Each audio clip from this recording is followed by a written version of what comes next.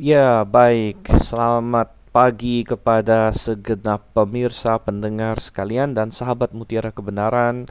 Pada pagi hari ini saya merekam sesi ke-9 dalam seri Mutiara Kebenaran yang sudah sampai di Kitab Ulangan. Kalau Anda mencari Mutiara Kebenaran yang kitab-kitab sebelumnya, yaitu di Kitab Kejadian, Kitab Keluaran, Kitab Imamat, dan Kitab Bilangan, maka Anda bisa mendapatkannya di Grafe, ya, karena di Grafe International Theological Seminary ada rekaman semuanya. Namun kita sudah sampai di Kitab Ulangan, dan pagi yang indah, cukup berawan di tempat saya di sini. Kalau Anda mendengarkan ini pada siang atau malam hari, maka semoga juga dalam waktu apapun kasih karunia Tuhan kita menyertai Anda sekalian. Puji syukur kepada Tuhan bahwa kita hari ini memiliki kesempatan untuk belajar firman-Nya, dan kalau Anda membawa Alkitab, mari kita membuka bersama di dalam Ulangan pasalnya yang ke-9. Kitab Ulangan, kitab kelima di dalam Pentatuk, kitab kelima dari Alkitab, kitab terakhir yang ditulis oleh Musa, dan memang kitab ini ditulis beberapa saat, mungkin beberapa hari, mungkin beberapa minggu sebelum Musa mati. Dan kita sudah sampai di pasalnya yang ke-9. Kita ingin masuk, kita ingin menggali, kita ingin mendapatkan kebenarannya yang kita hargai seperti mutiara. Makanya nama acara kita adalah Mutiara Kebenaran. Oke, dan sebelum masuk dan membacanya lebih lanjut lagi, kita akan berdoa terlebih dahulu. Mari kita bersatu dalam doa. Bapa yang di surga, Bapa, kami mengucap syukur untuk kasih setiamu pada kami. Tuhan, sungguh indah firman-Mu. Firman-Mu bisa menjadi pelita bagi kami penuntun. Firman-Mu mengajar kami, dan Tuhan, kami rindu saat ini untuk diajar, dikuatkan, ditegur Tuhan oleh firman-Mu. Dan Engkau yang kiranya menolong, Roh Kudus yang ada dalam hati setiap orang yang percaya, kiranya yang menerangi kami semua. Kami berdoa di dalam nama Yesus Kristus. Amin. Oke, Ulangan pasal yang ke-9, kita melihat ada 29 ayat di sini, dan kita akan mulai. Saya akan baca mungkin ayat 1 sampai ayat 6 terlebih dahulu. Saya akan bacakan di sini. Demikian bunyi firman Tuhan. Dengarlah, hai orang Israel, engkau akan menyeberangi sungai Yordan pada hari ini untuk memasuki serta menduduki daerah bangsa-bangsa yang lebih besar dan lebih kuat daripadamu, yakni kota-kota besar yang kubu-kubunya sampai ke langit. Suatu bangsa yang besar dan tinggi, orang enak yang kau kenal dan yang tentangnya kau dengar orang berkata, siapakah yang dapat bertahan menghadapi orang enak? Maka ketahuilah pada hari ini bahwa Tuhan Allahmu, Dialah yang berjalan di depanmu laksana api yang menghanguskan. Dia akan memusnahkan mereka dan dia akan menundukkan mereka di hadapanmu. Demikianlah engkau akan menghalau dan membinasakan mereka dengan segera, seperti yang dijanjikan kepadamu oleh Tuhan. Janganlah engkau berkata dalam hatimu, apabila Tuhan Allahmu telah mengusir mereka dari hadapanmu, karena jasa-jasakulah Tuhan membawa aku masuk menduduki negeri ini. Padahal karena kefasikan bangsa-bangsa itulah Tuhan menghalau mereka dari hadapanmu, bukan karena jasa-jasamu atau karena kebenaran hatimu engkau masuk menduduki negeri mereka, tetapi karena kefasikan bangsa-bangsa itulah Tuhan Allahmu menghalau mereka dari hadapanmu, dan supaya Tuhan menepati janji yang diikrarkannya dengan sumpah kepada nenek moyangmu, yakni Abraham, Ishak, dan Yakub. Jadi ketahuilah bahwa bukan karena jasa-jasamu Tuhan Allahmu memberikan kepadamu negeri yang baik itu untuk diduduki. Sesungguhnya engkau bangsa yang tegar tengkuk. Di awal sekali dari pasal 9 di sini, kembali kita diingatkan bahwa Musa sedang memberikan pesan-pesan terakhir. Mereka sedang berdiri di sebelah timur Sungai Yordan, dan Sungai Yordan memisahkan, ya, sebelah baratnya sudah bisa dibilang Kanaan, sebelah timurnya adalah negeri lain, ada negeri Moab, ada negeri Og dan negeri Basan, dan negeri Og dan negeri Sihon, maksudnya itu sudah ditaklukkan oleh orang Israel, dan mereka sudah menduduki, namun mereka belum masuk ke Kanaan yang sebenarnya, yaitu yang di sebelah barat Sungai Yordan. Tetapi sebentar lagi mereka akan masuk, dan Musa tahu akan hal itu. Oleh karena itu dia berkata dan berseru di ayat 1, dengarlah hai orang Israel, Dengarlah, jadi ini adalah seruan, engkau akan menyeberangi sungai Yordan pada hari ini. Tentu kata pada hari ini bukan secara spesifik mengacu pada hari itu juga, tapi maksudnya pada masa itu ya. Tidak akan ditunda lagi, tidak akan ada lagi muter-muter di padang gurun sekian tahun, tidak. Mereka segera akan masuk ke negeri itu.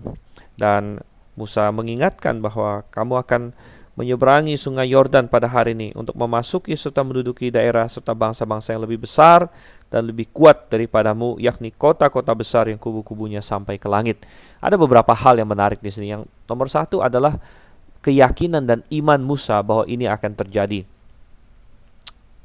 Musa memiliki iman dan kepercayaan yang kuat kepada Tuhan bahwa apa yang telah Tuhan janjikan pasti akan terlaksana dan mereka akan masuk ke sana.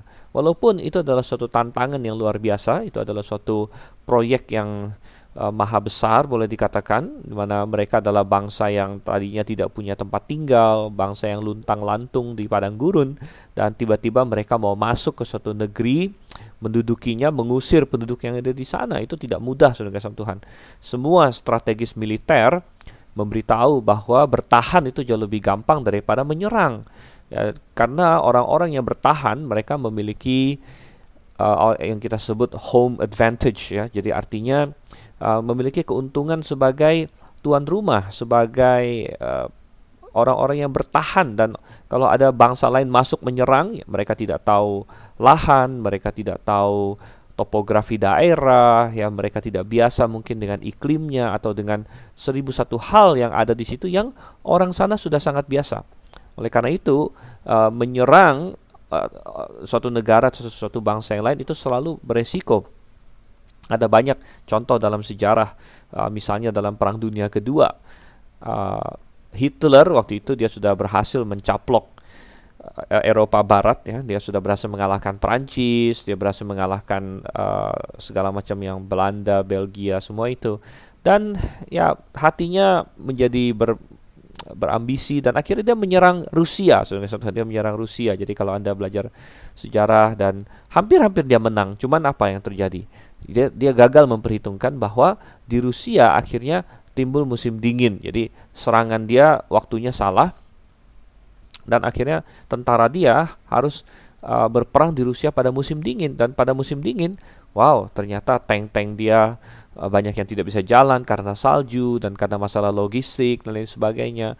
Dan akhirnya mereka gagal untuk mengalahkan Rusia. Nah,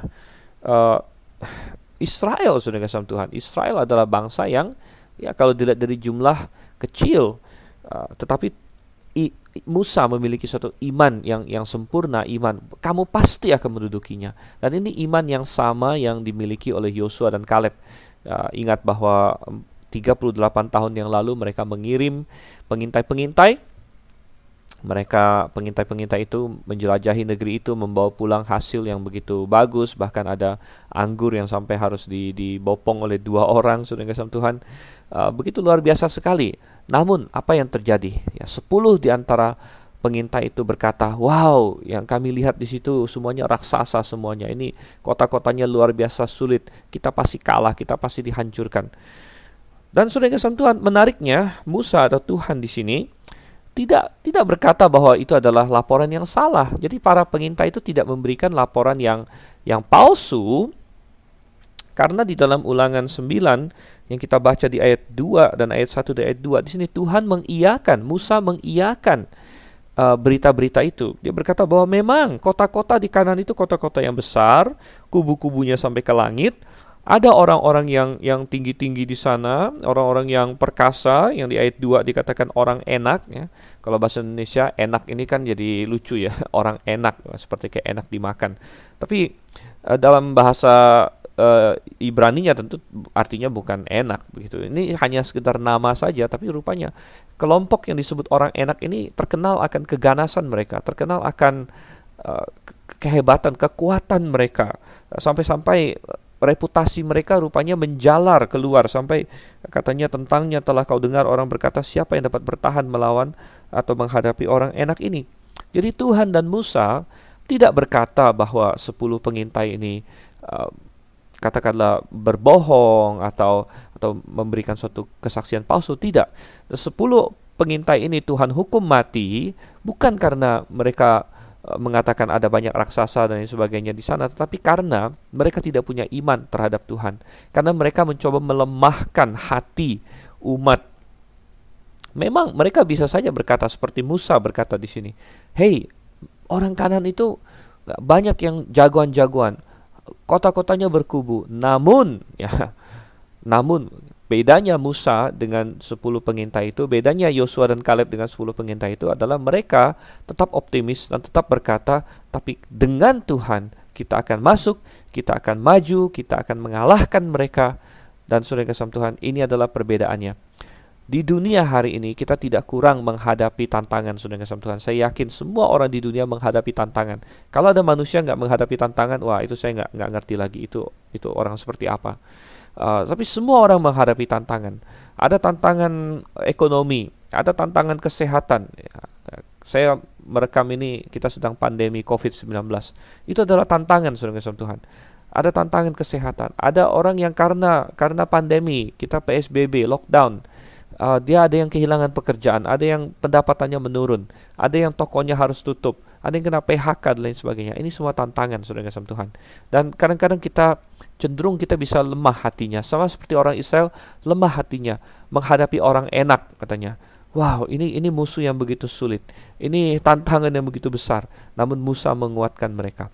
Musa berkata, "Hei, bukan kalian yang akan berperang sendirian." Di ayat 3 dikatakan, "Ketahuilah Tuhan Allahmu, dialah akan berjalan di depanmu laksana api yang menghanguskan." Nah, ini menjadi suatu pelajaran bagi kita. Kalau kita berfokus kepada masalah kita, maka masalah kita kelihatannya besar, kelihatannya sulit, kelihatannya mustahil, kelihatannya kita berada dalam situasi yang tidak ada pertolongan. Namun Tuhan adalah Tuhan yang spesial. Dia menolong orang-orang yang sepertinya tidak ada pertolongan lagi. He is the help of the helpless, kata sebuah himne.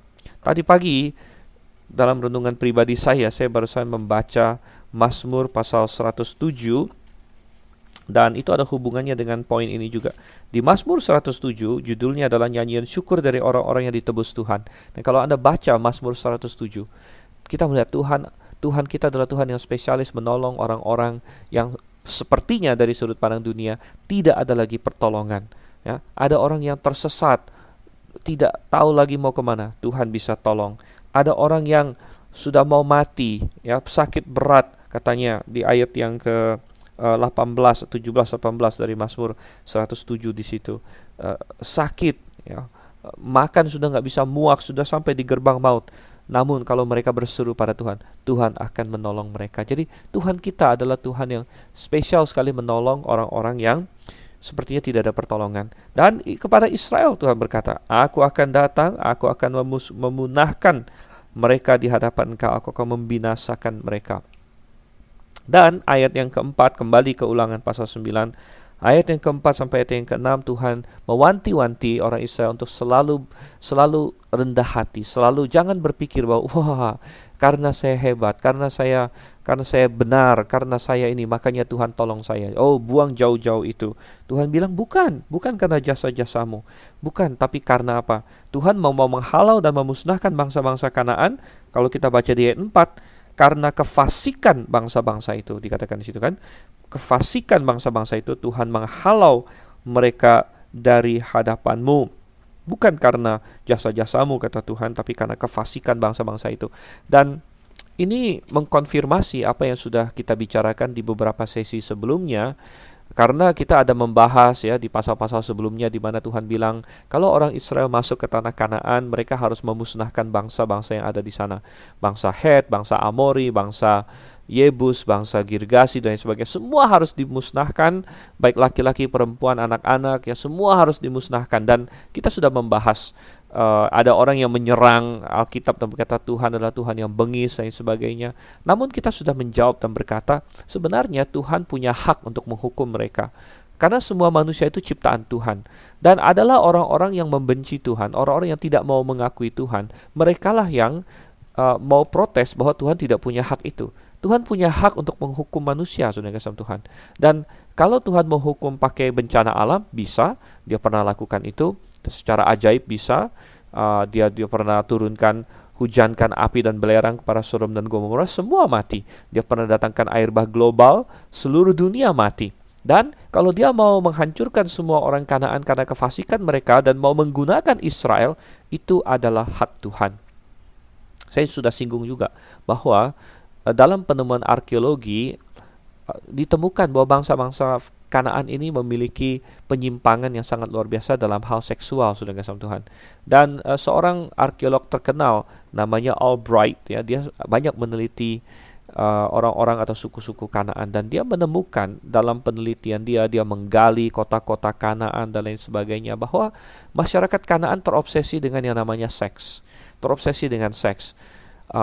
Dan segala jenis seks mereka lakukan. Jadi dia menemukan dalam penggalian-penggalian berbagai patung atau ilustrasi dan lain sebagainya tentang seks, ya, dalam berbagai bentuknya. Ada homoseksualitas, ada bestiality, yaitu seks dengan binatang, ada pesta seks atau orgi-orgi.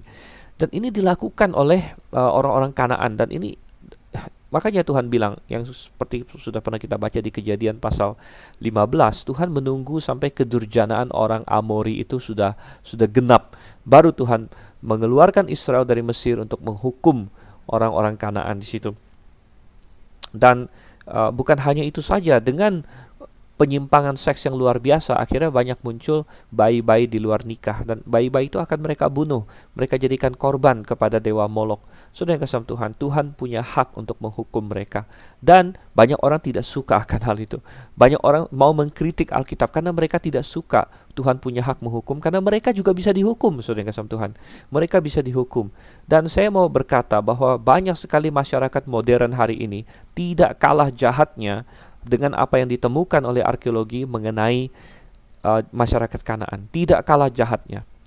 Anda tahu bahwa masyarakat dunia kita saat ini adalah dunia yang sudah terobsesi dengan seks. Terobsesi dengan seks, saudara yang kasih dalam Tuhan. Dan mungkin kita bilang, oh itu di negara barat. Tidak hanya negara barat, negara timur, di Indonesia juga. Walaupun di Indonesia masih malu-malu kucing, saudara kasih Tuhan. Jadi masih ditutup-tutupi. Tapi sebenarnya ada survei-survei membuktikan bahwa bahkan di desa-desa, di daerah yang kita anggap kan bukan kota besar, disurvei ternyata dari anak-anak remaja sudah sekian persen, ya, hampir setengahnya atau sepertiganya, saya lupa angka persisnya, tapi sudah sekian persen yang ya sudah bukan perawan lagi, sudah bukan perjaka lagi, mereka sudah melakukan seks bebas. Saya kasih Tuhan. Jadi kita hidup di dunia yang terobsesi dengan seks, dan bukan hanya itu, yang menyimpang dengan seks. LGBT hari ini, ya, kaum homoseksual galak, malah di negara-negara barat mereka galak. Mereka menuntut gereja-gereja untuk mengakomodasi mereka dan lain sebagainya. Oleh sebab itu, tidak heran kalau Tuhan menghukum dunia ini, dan Tuhan akan menghukum dunia ini. Oh, saudara yang kasih dalam Tuhan. Oleh karena itu manusia tidak suka, manusia mau mengkritik Tuhan karena mereka tahu bahwa Tuhan berhak menghukum mereka. Kalau mereka mengiyakan Alkitab, mereka berada di bawah penghukuman Tuhan. Dan mereka tetap melakukan apa yang dilakukan oleh orang-orang Kanaan, yaitu mengorbankan anak-anak yang lahir di luar nikah. Hanya saja hari ini mereka melakukannya ketika masih dalam kandungan, yaitu dengan aborsi. Ya, jadi dengan adanya seks bebas, akhirnya aborsi bebas, saudara kasih Tuhan. Dan aborsi itu sama dengan mempersembahkan anak kepada dewa Molok. Oh, saudara kasih Tuhan, dikatakan Tuhan ingatkan di sini, bukan karena jasa-jasamu, bukan, tapi karena kefasikan mereka. Dan ini mengingatkan kita bahwa memang kita tidak bisa membanggakan jasa kita dalam apapun, apalagi dalam hal keselamatan. Dalam hal keselamatan jauh, Alkitab jelas berkata bahwa bukanlah karena kehebatan kita, bukan karena kebenaran kita. Makanya dikatakan di ayat yang kelima, ayat yang kelima, bukan karena jasa-jasamu atau karena kebenaran hatimu. Bukan, saudara. Dan kalau di sini bicara mengenai Israel masuk Kanaan, kalau kita terapkan ke kita hari ini, Kanaan itu adalah tipologi dari sorga. Kanaan itu adalah tipologi dari keselamatan, saudara kasih Tuhan. Jadi keluar dari Mesir, Mesir itu adalah perbudakan dosa. Ya, keluar dari Mesir maka masuk ke padang gurun. Padang gurun adalah perjalanan orang Kristen di dunia ini.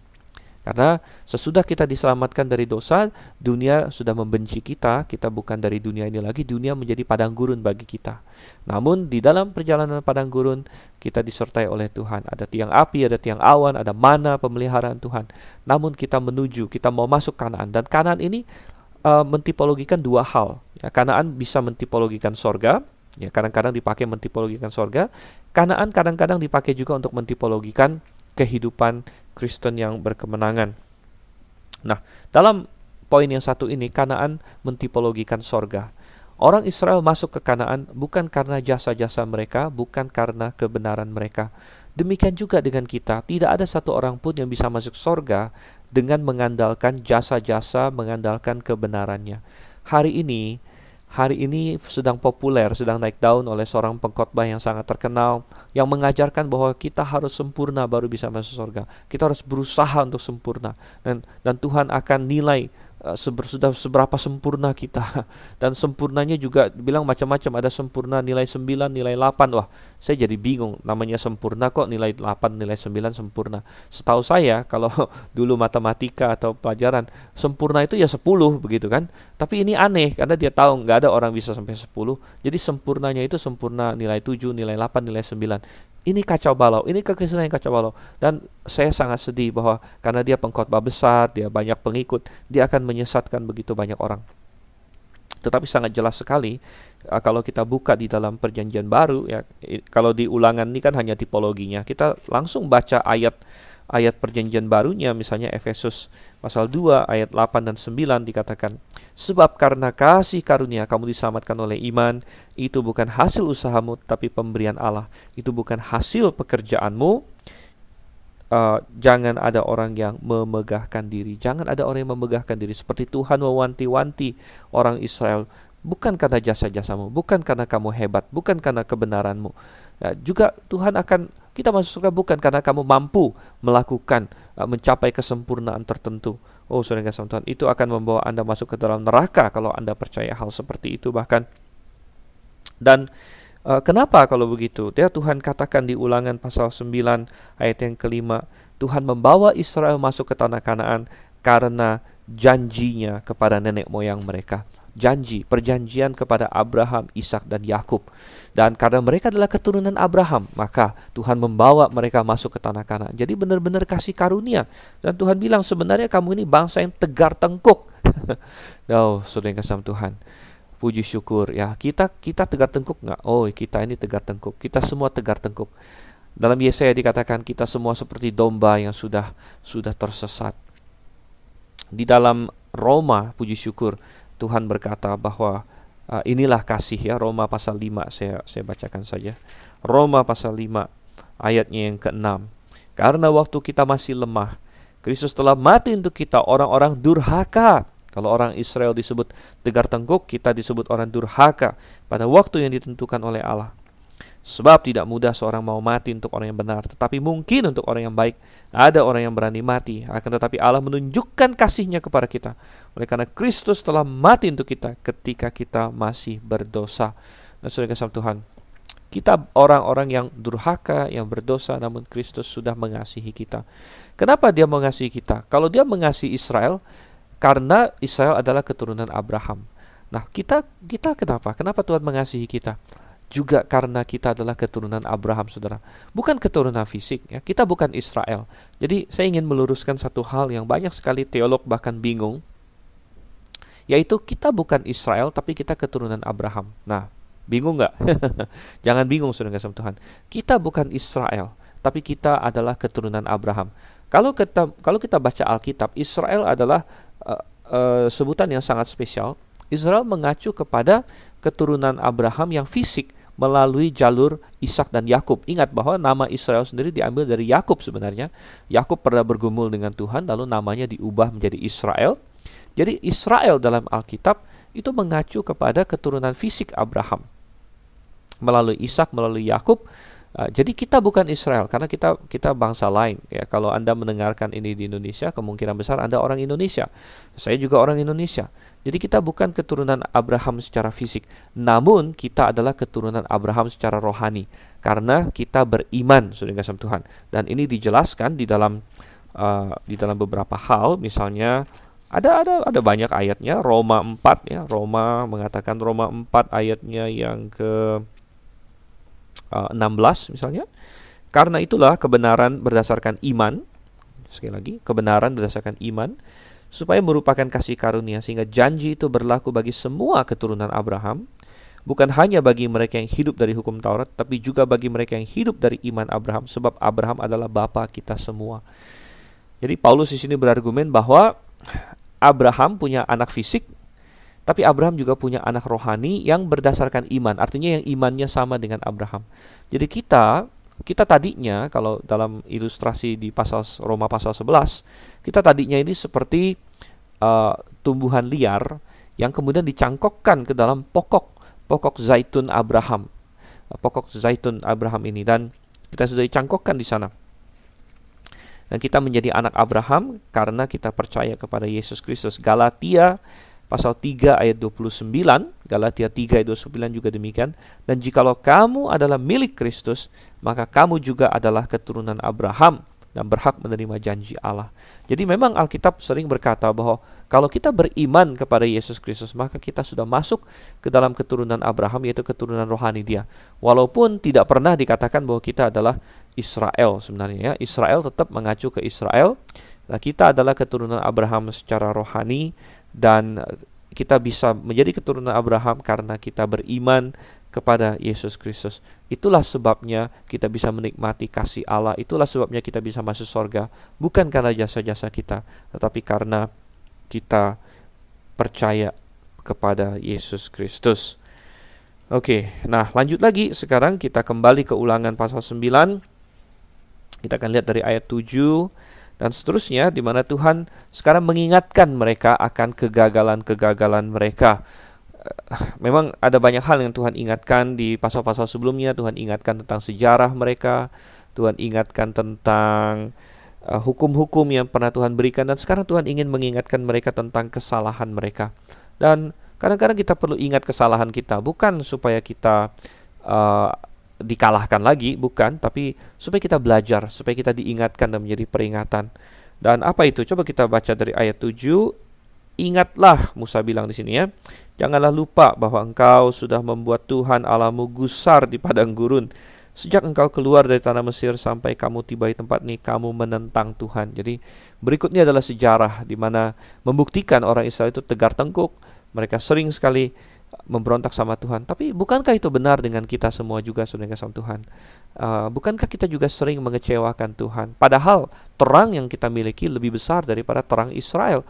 Dan ingat prinsip Tuhan, kepada barang siapa banyak diberi, banyak akan dituntut. Dan kita punya terang yang lebih besar dari orang Israel. Kita hidup di masa perjanjian baru. Kita sudah punya Alkitab lengkap dari Kejadian sampai Wahyu. Kita sudah tahu tentang Yesus Kristus yang mati di kayu salib. Sebenarnya secara rohani kita punya perlengkapan yang jauh-jauh lebih lengkap daripada orang Israel pada waktu itu. Oleh karena itu kita tidak punya hak untuk mencibir mereka. Kita tidak punya hak untuk merasa superior terhadap mereka, tapi kita belajar dari kesalahan mereka. Dan justru kita sedih bahwa sekalipun kita hari ini punya terang yang lebih, seringkali kita pun masih kacau balau ya, dan seringkali kita masih membuat Tuhan gusar juga sama kita. Ayat 8, di Horeb kamu sudah membuat Tuhan gusar, bahkan Tuhan begitu murka kepadamu hingga ia mau memunahkan kamu. Nah, sekali lagi Horeb itu nama lain dari Gunung Sinai ya. Dan ingat bahwa di Sinai atau di Horeb itu Tuhan berseru kepada mereka dan memberikan 10 hukum. Ayat 8, setelah aku mendaki gunung untuk menerima lolo batu, lolo perjanjian yang diikat Tuhan dengan kamu, maka aku tinggal 40 hari 40 malam lamanya di gunung itu. Roti tidak kumakan dan air tidak kuminum. Ya, tentu ini berarti Musa ditopang secara ajaib oleh Tuhan, karena manusia sebenarnya tidak bisa. Kalau tidak makan 40 hari itu bisa, tapi kalau tidak minum 40 hari itu secara manusiawi yang kita tahu kedokteran hari ini itu tidak bisa. Jadi sepertinya Musa ditopang secara ajaib di sini, secara mukjizat oleh Tuhan. Dan kita ingat ceritanya, dan ini ada diceritakan di kitab Keluaran, bagaimana Musa naik ke atas gunung untuk bercakap-cakap dengan Tuhan, dan ada Yosua yang tinggal di pertengahan gunung ya, dia kan abdinya Musa. Jadi Yosua di tengah-tengah gunung di situ menungguin Musa, sementara semua rakyat yang lain di bawah. Dan rupanya 40 hari 40 malam itu mereka jadi gelisah gitu. Jadi nggak tahu mau ngapain, saudara kasih Tuhan. Ya, dan ya saya ada bisa sedikit memahaminya, walaupun tidak mengexcuse atau membenarkan apa yang mereka lakukan ya. Kalau kita di Jakarta ini sudah PSBB sudah berapa lama? Sudah 2 bulan mungkin ada ya. 2 bulan kita sudah disuruh tinggal di rumah. Itu pun ya kita masih bisa lah pergi mungkin belanja dan lain sebagainya. Tetapi saudara yang kasih Tuhan, 40 hari 40 malam mereka gelisah. Mereka bilang, Musa ini di mana ini katanya ya. Lalu mereka mulai menyuruh Harun, kayaknya Musa udah mati itu. Ya, jadi engkau bikinlah Allah bagi kami. Wow, betapa cepat mereka lupa. Oke, dan kita lanjutkan di sini ayat 10. Tuhan memberikan kepadaku kedua loh batu yang ditulisi jari Allah. Jadi loh batu ini benar-benar Tuhan yang menulisnya. Dan dikatakan jari Allah. Ada yang berkata, bukankah Allah itu roh? Ya benar, roh. Ini adalah antropomorfisme di mana Tuhan menggunakan bahasa manusia, atau ini adalah suatu kristofani di mana Yesus Kristus muncul dalam bentuk ya sebelum dia datang sebagai manusia, di mana ada segala firman yang diucapkan Tuhan kepadamu di gunung itu dari tengah-tengah api pada hari perkumpulan. Sesudah lewat 40 hari 40 malam itu, maka Tuhan memberikan kepadaku kedua loh batu, loh perjanjian itu. Dan sekali lagi kita memiliki yang jauh lebih indah. Di dalam surat Korintus, Paulus berkata bahwa pelayanan Musa saja begitu mulia, padahal ditulis pada loh batu. Sedangkan pelayanan kami, Paulus bilang di 1 Korintus pasal 3, bukan 1 Korintus ya, di 2 Korintus pasal 3, pelayanan kami, kata Paulus, lebih mulia lagi karena ditulis pada loh hati. Jadi hukum Tuhan ditulis di batu, akhirnya tidak efektif. Dan kita akan lihat belakangan batunya malah dipecahkan. Ya, coba kita baca dulu deh. Tuhan memberikan, ayat 11, Tuhan memberikan kepadaku kedua loh batu, loh perjanjian itu. Lalu berfirmanlah Tuhan kepadaku, bangunlah, turunlah dengan segera dari sini, sebab bangsamu yang kau bawa dari Mesir telah berlaku busuk. Perhatikan bagaimana Tuhan marah di sini ya, dan dia sebut bangsamu Musa, yang kau bawa keluar dari Mesir Musa, telah berlaku busuk. Mereka segera menyimpang dari jalan yang kuperintahkan pada mereka. Mereka telah membuat patung tuangan. Lagi Tuhan berfirman kepadaku, telah kulihat bangsa ini dan sesungguhnya mereka adalah bangsa yang tegar tengkuk. Dan di sesi-sesi sebelumnya saya masih ingat di pasal berapa itu, pasal 6 atau pasal 5 kalau nggak salah. Ya, di pasal 5, Ulangan pasal 5, dan ini juga benar tertulis di kitab Keluaran. Ketika mereka mendengarkan suara Tuhan ya, dan mereka ketakutan, mereka bilang, wah, kami akan menyembah Tuhan. Musa, engkau sajalah yang menghadap Tuhan ya. Enggak usah kami sudah takut, kami akan melakukan firman Tuhan. Ya, dan Tuhan sempat berkata bahwa andai saja hati mereka tetap seperti ini, hati yang takut kepadaku, hati yang sungguh benar mau melakukan perintahku. Namun Tuhan tahu bahwa sebentar saja mereka berubah begitu. Kalau kembali ke Ulangan pasal 9, Tuhan marah, Tuhan bilang, Musa ini bangsamu, dan bahkan Tuhan memberikan suatu proposisi, suatu usulan di sini, ayat 14, biarkanlah aku, maka aku akan memunahkan mereka dan menghapuskan nama mereka dari kolong langit, tetapi daripadamu akan kubuat suatu bangsa yang lebih berkuasa dan lebih banyak daripada bangsa ini. Setelah itu berpalinglah aku, lalu turun dari gunung yang sedang menyala itu dengan kedua loh perjanjian di kedua tanganku. Ini sangat menarik. Dia turun dari gunung yang sedang menyala. Jadi ingat, waktu Tuhan turun ke atas gunung Sinai, dia menampakkan diri bukan dengan bentuk-bentuk ya, apalagi bentuk lembu emas, jelas bukan. Dan Tuhan sengaja berkata, engkau tidak melihat bentuk apapun. Jadi Tuhan itu memakai awan, memakai guntur, memakai api untuk menyatakan kehadirannya begitu. Dan ternyata api itu masih menyala. 40 hari 40 malam kemudian, gunung itu masih menyala dengan api. Jadi hadirat Tuhan itu masih ada di situ. Ya, bukan kayak hilang. Dan orang-orang Israel di bawah masih bisa melihat gunung yang sedang menyala itu, tapi toh mereka langsung sudah melupakan akan perjanjian Tuhan dan membuat patung. Ini sungguh-sungguh mengecewakan sekali. Oke, dan Musa turun, katanya di ayat 15, dia pegang kedua loh perjanjian, turun dari gunung yang sedang menyala. Ayat 16, lalu aku menyaksikan bahwa sesungguhnya kamu telah berbuat dosa terhadap Tuhan Allahmu. Kamu telah membuat suatu anak lembu tuangan, ya, anak lembu tuangan. Dan kalau kita membaca ceritanya di dalam kitab Keluaran, dan itu ada di Keluaran pasalnya yang ke 20-an, 20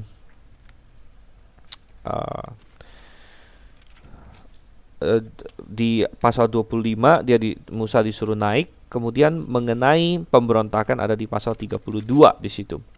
Di pasal 32, dan kalau kita baca di situ orang-orang Israel datang dan mempressure, menekan Harun. Nah, Harun juga ada masalah nanti ya, nanti kita akan lihat. Dan kalau kita baca di Keluaran 32 ayat 3, lalu seluruh bangsa itu menanggalkan anting-anting emas yang ada pada telinga mereka.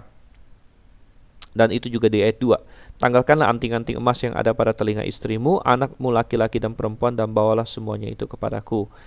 Jadi anting-anting emas yang ada pada laki-laki dan perempuan. Nah, kalau perempuan pakai anting-anting itu masih wajar, tapi laki-laki pakai anting-anting. Dan kita melihat hari ini menjadi suatu tren juga. Sering kita akan melihat ya laki-laki punya anting-anting dan sebagainya. Dan ini adalah suatu simbol, suatu pernyataan juga saudara kasih Tuhan. Kalau kita baca di Perjanjian Lama, anting-anting pada laki-laki itu erat kaitannya dengan penyembahan berhala. Erat kaitannya, dan itu bisa kita baca juga di kitab Kejadian.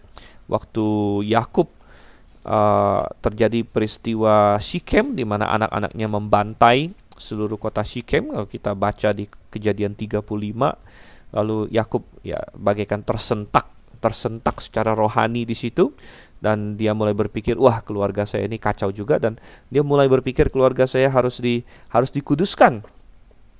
Maka dia bilang di Kejadian 35 ayat 2, ya, jauhkanlah dewa-dewa asing yang ada di tengah-tengah kamu, tahirkanlah dirimu, tukarlah pakaian. Dan di ayat 4, mereka menyerahkan kepada Yakub segala dewa asing yang dipunyai mereka dan anting-anting yang ada pada telinga mereka. Jadi rupanya penyembahan dewa-dewa, penyembahan berhala berhubungan dengan anting-anting pada laki-laki terutama.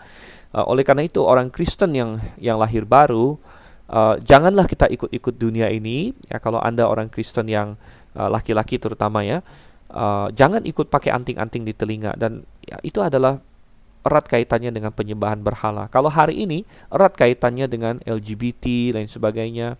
Dulu ya, saya nggak tahu sekarang. Dulu katanya kalau pakai anting di salah satu telinga, entah kanan entah kiri, saya sudah lupa, itu tanda bahwa kamu gay ya. Jadi ada banyak pesan-pesan yang seperti itu yang ingin disampaikan oleh dunia. Tapi kita sebagai orang Kristen janganlah seperti itu. Dan kalau kita ingat kembali, Harun waktu itu suruh mereka, oke, mana anting-antingmu, akan aku buat suatu dewa, katanya, dewa lembu emas. Dan bahkan dia punya keberanian untuk berkata, hai Israel, inilah Jehovah. Dia berkata lembu itulah Jehovah, padahal Jehovah jelas-jelas berkata kamu tidak melihat bentuk apa-apa. Oh saudara, oke, kembali ke Ulangan pasalnya yang ke-9, kita melihat di sini ayat 17. Maka ku peganglah kuat-kuat kedua loh batu itu, kulemparkan dari kedua tanganku, kupecahkan di depan matamu. Wow. Dan ini bukan sekedar Musa marah-marah, tapi dituntun oleh Roh Kudus. Kita percaya ya, suatu amarah yang kudus. Dia melihat mereka begitu kacau dan dia melemparkan loh batu itu, menandakan bahwa baru saja perjanjian ditandatanganin, baru saja dibuat, sudah langsung dilanggar. Jadi betapa mereka sudah langsung melanggar perjanjian itu dan dihancurkan. Dan itulah mengapa saya katakan tadi, sebagaimana yang Paulus katakan di dalam 2 Korintus pasalnya yang ketiga, bahwa pelayanan kita hari ini, pelayanan perjanjian baru, itu jauh lebih mulia dari pelayanan Musa. Dan pelayanan Musa itu dia menulis hukum di loh batu, tapi kita menulis hukum di dalam hati manusia, loh hati manusia. Karena ketika kita memberitakan Injil dan ketika kita menyampaikan kebenaran dan orang ada yang diselamatkan, maka hukum Tuhan akan masuk ke dalam hatinya. Inilah perjanjian baru. Tuhan bilang, aku akan menuliskan hukumku dalam hati mereka. Dan kalau tadi kita berkata masuk sorga, tidaklah melalui jasa-jasa kita. Masuk sorga bukanlah karena kita sempurna. Namun, saudara kasih Tuhan, orang yang menerima Yesus Kristus bukan berarti dia bebas berdosa, tidak. Ya. Akan ada hukum Tuhan dalam hatinya. Akan ada tulisan-tulisan Taurat, ya, Torah, hukum Kristus dalam hatinya, sehingga dia mau melakukan kehendak Tuhan. Jadi kita tidak berkata bahwa orang yang lahir baru bebas berdosa juga, bukan. Ya, itu justru tanda bahwa dia belum orang yang diselamatkan. Itu tandanya. Ya, tapi orang yang diselamatkan, kita tidak mengandalkan kebaikan kita, namun kita mau berbuat baik karena kita sudah diselamatkan. Kita mau taat sama Tuhan bukan supaya kita layak masuk surga. Kita layak masuk surga hanya karena Yesus Kristus, bukan karena kehebatan diri kita sendiri. Namun kita mau melakukan yang baik, kita mau melakukan hukum-hukum Tuhan karena kita sudah diselamatkan. Kembali ke Ulangan pasal 9 di sini ayat 18. Sesudah itu aku sujud di hadapan Tuhan 40 hari 40 malam lamanya seperti yang pertama kali. Roti tidak kumakan dan air tidak kuminum karena segala dosa yang telah kamu perbuat, yakni kamu melakukan apa yang jahat di mata Tuhan sehingga kamu menimbulkan sakit hatinya. Sebab aku gentar karena murka dan kepanasan amarah yang ditimpakan Tuhan kepadamu, sampai ia mau memunahkan kamu. Tetapi sekali ini pun Tuhan mendengarkan aku. Musa bilang dia gentar, dia takut, karena Musa tahu kekudusan Tuhan. Dan Musa tahu bahwa Tuhan tidak mentolerir dosa, dan dosa pasti ada hukumannya. Nah, saudara yang kasih dalam Tuhan, demikian juga ya, banyak orang hari ini berpikir dia bisa main-main dengan dosa. Dia mau main-main dengan dosa perzinahan, dia mau main-main dengan dosa korupsi, dia mau main-main dengan dosa iri hati dan kesombongan dan lain sebagainya. Jangan main-main dengan dosa. Tuhan membenci dosa dan Tuhan murka dengan dosa. Dan bahkan tadi kita baca bahwa Tuhan bilang sama Musa, "Oke, Musa, aku musnahkan saja bangsa ini. Aku bikin bangsa yang baru dari kamu." Namun Musa berdoa kepada Tuhan. Dan ini satu hal yang luar biasa. Ini satu pelajaran tentang doa, saudara. Doa itu berpengaruh. Nah, di dunia teologi banyak orang bertanya, doa itu sebenarnya pengaruh nggak sih?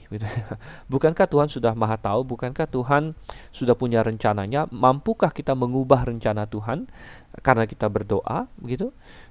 Namun saudara kasih Tuhan, jawabannya sebenarnya simple. Jawabannya adalah kita percaya apa kata Alkitab. Nomor satu, kita percaya Tuhan berdaulat, Tuhan punya rencananya, Tuhan bisa lakukan apa yang Dia inginkan, dan Tuhan tidak pernah salah. Nomor dua, kita baca dalam Alkitab juga bahwa kita disuruh berdoa. Kita dihimbau untuk berdoa. Tuhan bilang, mintalah maka akan diberikan, ketuklah pintu akan dibukakan, carilah engkau akan mendapat. Dan Tuhan bilang, kamu tidak mendapat karena kamu tidak meminta. Jadi kita dihimbau terus untuk berdoa.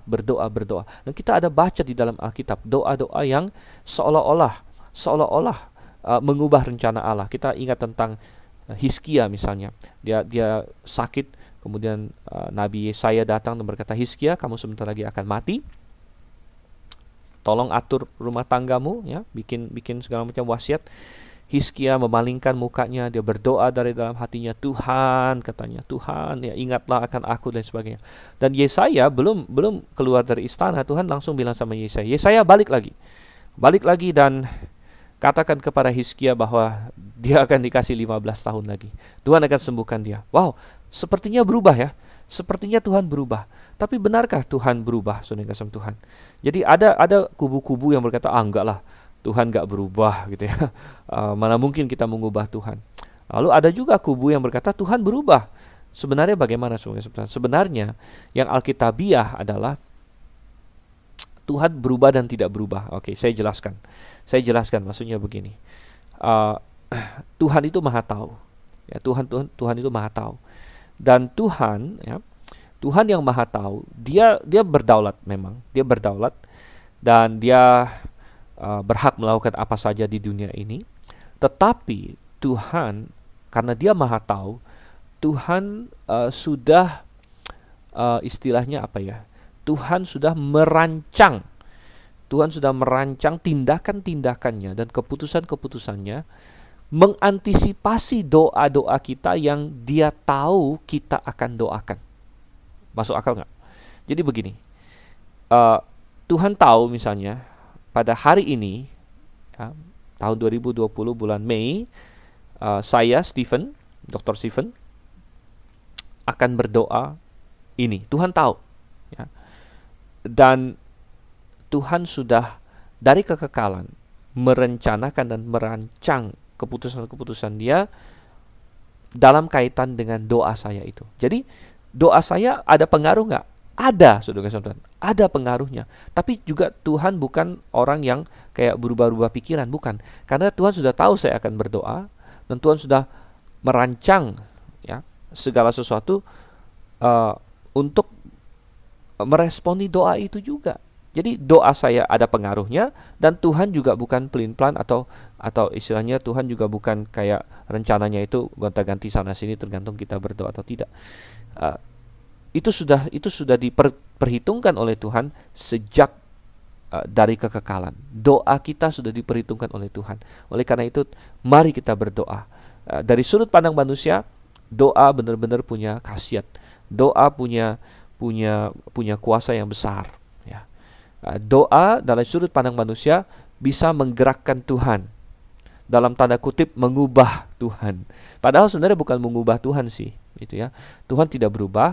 Tuhan memang sudah tahu bahwa kita akan berdoa. Contohnya kasus Hizkia tadi. Kenapa Tuhan suruh Yesaya datang dan berkata, kamu akan mati. Lalu habis itu Yesaya putar balik lagi bilang, oh enggak jadi. Apakah Tuhan berubah? Apakah Tuhan berubah pikiran? Bukan. Maksudnya begini, ketika Yesaya pertama kali diutus, Tuhan kasih tahu Yesaya, Tuhan memberitahu Hizkia sebenarnya, tadinya ini kamu bakal mati gitu. Tetapi Tuhan sudah tahu bahwa Hizkia akan berdoa. Tuhan sudah tahu Hizkia akan berdoa, dan yang pesan yang pertama Tuhan kasih bahwa kamu akan mati itu kalau Hizkia tidak berdoa. Tapi Tuhan tahu Hizkia akan berdoa. Oleh karena itu Hizkia tetap hidup ditambah 15 tahun lagi pun itu adalah bagian dari rencana Tuhan juga, saudara-saudara Tuhan. Tuhan tahu dia akan berdoa dan Tuhan akan tambahkan 15 tahun kehidupan. Jadi intinya nggak usah pusing-pusing lah dengan segala filosofi di balik ini semua. Intinya berdoalah. Musa berdoa, dia gentar, dia takut ya. Dan sebenarnya Tuhan tawarkan dia, mau nggak saya bikin bangsa lain dari engkau? Namun Musa di sini melambangkan Yesus Kristus, mentipologikan Yesus sebagai imam besar yang berdoa untuk mendamaikan murka Tuhan terhadap umatnya. Dan Musa mengidentifikasi diri dengan orang Israel. Dia bukan mau bikin bangsa dia sendiri lagi. Okay? Dan ayat 20, juga kepada Harun Tuhan begitu murka hingga ia mau membinasakannya, maka pada waktu itu aku berdoa untuk Harun juga. Jadi Musa ini rupanya adalah pendoa yang luar biasa, saudara Tuhan. Oh, saya juga mau belajar seperti Musa. Saya mau berdoa seperti Musa. Ayat 21, tetapi hasil perbuatanmu yang berdosa, yakni anak lembu itu, ku ambil, ku bakar, ku hancurkan, dan ku giling baik-baik sampai halus menjadi abu. Lalu abunya ku lemparkan ke dalam sungai yang mengalir turun dari gunung. Ya, wow. Ini ya tragis, namun juga lucu sebenarnya. Sengaja, ya mungkin Musa melakukan itu untuk menunjukkan beberapa hal. Nomor satu, menunjukkan betapa tidak berdayanya lembu tuangan ini yang mereka sembah sebagai dewa ini. Apa ini? Ya, dihancurkan, digiling sampai halus. Dewa apa ini? Begitu kan? Nah, yang kalian mau tukar dengan Jehovah yang hidup. Nah, ini patung yang nggak bisa ngapa-ngapain, yang dia digiling dan kemudian dia paksa mereka minum, ya. Nah, untuk supaya kalau diminum kan apa? Minum masuk ke tubuh, dikencingkan, diberakkan, ya. Jadi, saudara kasih Tuhan, ini benar-benar Musa seperti menghinakan lembu ini dan sekaligus untuk menghukum mereka. Karena ya sekalipun memang dosa bisa kita bisa minta ampun sama Tuhan, namun dosa tetap membawa efek, saudara. Dan kalau kita baca di Keluaran, ada banyak juga yang mati dibunuh ya karena Musa menyuruh siapa di pihak Tuhan, dan orang-orang Lewi datang dan kepala-kepala penyembah berhalanya akhirnya dibunuh. Jadi walaupun ada pengampunan dari Tuhan, namun ada konsekuensi. Ayat 22, juga di Tabera, di Masa dan di Kibrot Ta'awa kamu selalu membuat Tuhan gusar. Ini hanya sekedar ringkasan saja. Tabera itu ada dicatat di Bilangan pasal 11. Waktu itu mereka bersungut-sungut sama Tuhan. Tuhan hukum mereka dengan api. Kemudian di Masa ini ada di Keluaran 17, di mana mereka mencobai Tuhan. Mereka sengaja, ya Tuhan, Engkau mengasihi kami tidak, ya kasih kami ini dan itu dan sebagainya. Kemudian di Kibrot Ta'awa ini juga ada di Bilangan pasal 11, dan di situ juga mereka kerasukan roh rakus, Tuhan. Wow, mereka rakus, mereka pengen makan daging. sungut-sungut dan sebagainya. Akhirnya Tuhan bilang, oke, aku kasih daging 1 bulan. Dan Musa sempat bingung, Tuhan, daging 1 bulan yang benar aja Tuhan. Mungkin Musa udah berpikir logistiknya, sapinya dari mana. Tuhan bilang, Musa, tenang, kamu tenang aja, aku yang akan kasih, bukan suruh kamu yang kasih, Musa. Dan Tuhan datangkan burung puyuh, dan orang-orang rakus itu saking rakusnya, nggak pakai dimasak, nggak pakai apa, langsung sikat, saudara. Tuhan membunuh banyak di antara mereka. Itu Kibrot Ta'awa. Oke, dan ayat 23. Dan ketika Tuhan menyuruh kamu pergi dari Kadesh Barnea dengan berfirman, majulah dan dudukilah negeri yang kuberikan kepadamu itu, maka kamu menentang titah Tuhan Allahmu. Kamu tidak percaya kepadanya, tidak mendengarkan suaranya. Oke, ini pemberontakan yang paling tragis, di mana mereka sudah hampir masuk Kanaan di Kadesh Barnea di bagian selatan, malah menolak. Ya. Itu bagaikan orang sudah hampir dapat janjinya mau dikasih, nggak jadi, nggak mau katanya. Bodoh sekali, pemberontakan yang luar biasa.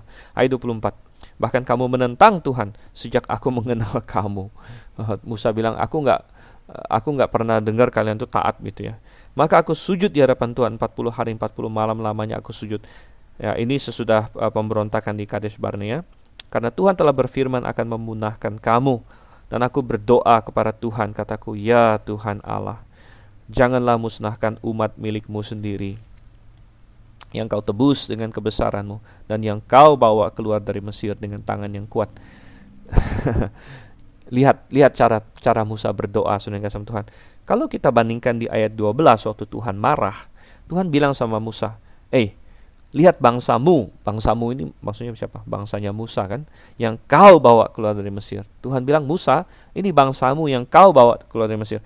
Tapi di ayat 26 ketika Musa doa sama Tuhan, Musa mengingatkan Tuhan kembali. Tuhan, ini bukan bangsaku Tuhan. Ya, memang bukan itu yang persis dikatakan, namun intinya seperti itu. Musa bilang, Tuhan, ini umat milikmu sendiri. Musa mengingatkan Tuhan. Ya, bukan berarti Tuhan lupa, namun ini cara Musa berdoa. Musa berdoa bahwa Tuhan, ini adalah umatmu yang kau bawa keluar, kau tebus dengan kebesaran, kau bawa keluar dari Mesir. Jadi tadi saya berkata bahwa kita semua perlu belajar dari Musa, cara berdoa. Musa adalah pendoa yang luar biasa. Kalau kita baca di Yeremia pasal 15, kalau nggak salah pernah saya singgung juga di mana ya, di sesi keberapa begitu, Yeremia pasal 15. Dan waktu itu orang Israel di zaman Yeremia, Tuhan sudah akan hukum, Tuhan akan hancurkan. Dan di ayat 1 dikatakan, Tuhan berfirman kepadaku, sekalipun Musa dan Samuel berdiri di hadapanku, hatiku tidak akan berbalik kepada bangsa ini. Jadi Tuhan sengaja singgung 2 tokoh yang merupakan pendoa yang luar biasa, yaitu Musa dan Samuel.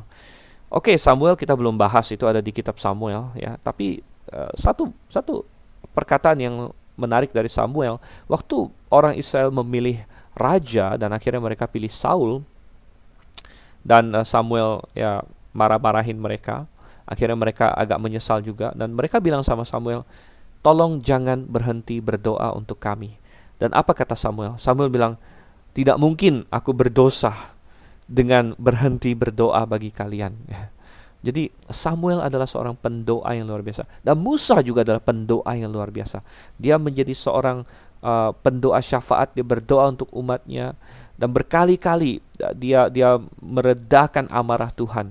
Dan kita bisa belajar dari cara dia berdoa. Dan apa prinsipnya, saudara Tuhan? Kalau kita kembali ke Ulangan pasal 9, dia berdoa nomor 1, kita melihat dia berdoa untuk kemuliaan Tuhan. Ya, apa yang kita minta, apakah itu sesuai dengan kehendak Tuhan? Dalam Yakobus dikatakan, kamu tidak memiliki karena kamu tidak meminta. Atau kamu meminta, tapi kamu memintanya hendak kamu habiskan untuk hawa nafsumu. Musa di sini dia berdoa untuk kemuliaan Tuhan. Dia berdoa, Tuhan, ini bangsamu, ini umatmu, engkau yang bawa keluar dari Mesir ya.